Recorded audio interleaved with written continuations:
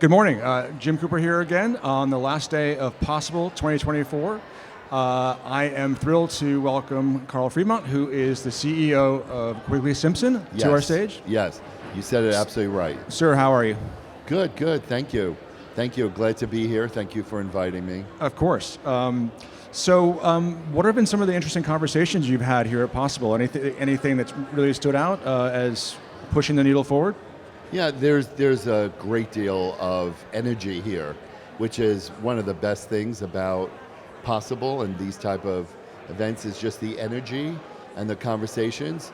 And a lot of it is centered around data, honestly, and how do we best leverage data. But at the same time, we have to protect privacy with all the data. So we're in a best time in the industry because there's so much proliferation of data. There's actually sometimes too much, but with the use of AI, we can really wade through all the data that's there to get to the core insight that we're trying to determine from a brand side. How do we leverage data to get at that core insight? And the second use is for audiences. So leveraging all that data and all that information to reach the audiences that are going to be most responsive to brands at scale. Right. It seems like the hype cycle around AI is we're nearing the end of it, and people are actually doing things that are practical with it. Are you experiencing that at your agency? Yeah. Yes, but I think we're still at an inflection point where we use AI every day as part of the suite of tools that we use. I believe now we have to elevate it all to more use cases. So what do I mean by that? There is a difference between AI as an enabler of tasks, such as data and analytics, and using it to get at the core insight, to use AI integrated into some of the solutions that brands need, like demand generation. How do we best leverage it on a performance level? So we're not just looking at it as a task, but rolling it up to say, how does it all come together to drive the best performance and the best impact, and be able to measure it and optimize it? So it's everything we've been doing in the industry, but now it can accelerate it even faster than it ever has been before, take out a lot of the manual work, and use AI to be more automated. This morning I had a conversation with somebody about use of decision trees. So anybody will remember we used decision trees to determine how we were going, which audience segments, for which messaging, and use a decision tree for that. AI is replacing that notion of a manual decision tree to make it easy. But we'll run into challenges if we are not pulling the insights from it, if we let the AI completely take over. It has to be a balance of human and machine together.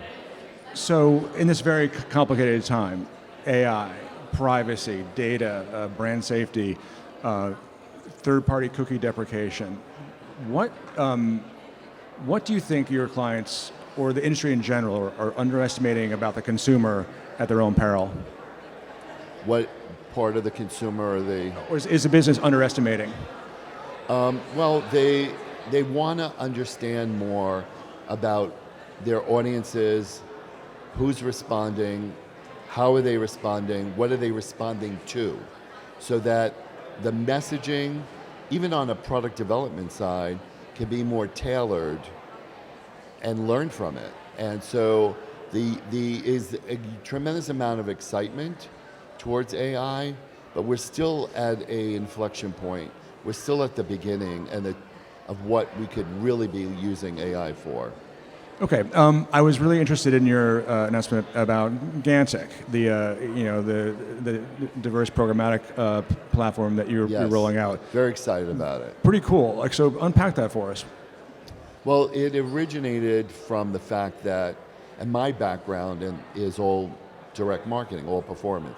Same with Quigley-Simpson as an agency. It's at the core of what we've always done. through a brand lens. So we know that the biggest driver of demand generation is through strong brands that people identify with and have a value connection with. So everything we do is through that lens. However, performance and what we saw in the marketplace is that other private marketplaces were more contextually targeted and didn't use the core principles of direct marketing, which has been my heritage around recency and frequency of a purchase, the value of a purchase. So we said, how can we best enhance private marketplaces through the lens of direct marketing principles?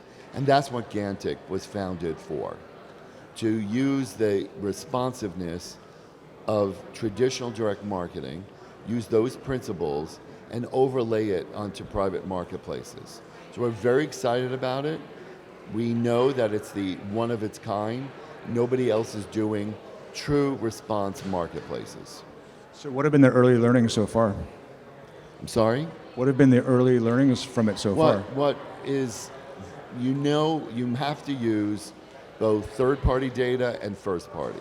And it'll get enriched by use of more first-party data to enhance and enrich it. But what we are seeing is the same, those principles of direct marketing, identifying people who are most responsive, are going to be able to scale a lot more and drive greater ROI. Because these are people who are, or audiences that are truly responsive to messages. And we're doing it on a vertical basis. So for travel, for insurance, for CPG, for not-for-profit. So each one is building out its own algorithms of response based on that vertical. So where do you think you'll be with it in the next year? In the next year, well, this is going to scale tremendously because we, just in the initial sort of soft launch of this, we've had so much interest in it, so much interest. And it will only enhance and get more accurate from a response over time using AI and using first-party data.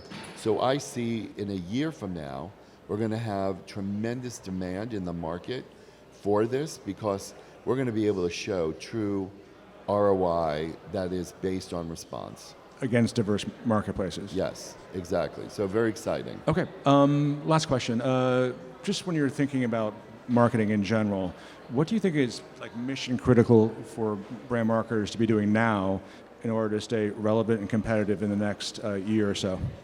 It's a great question. It's one that I have almost every solitary day. And it is that balance between building your brand's association, its affinity, and performance. But you have to thread that brand all through every touch point. All of your performance marketing has to be infused with the brand. And what we see is that many marketers are not doing, they're siloing it out. So brand is siloed from the performance side, and it has to be brought together. Okay, Carl Fremont is CEO of Quigley-Simpson. Carl, thanks so much for your time. Really appreciate it. Thank you. Thank you.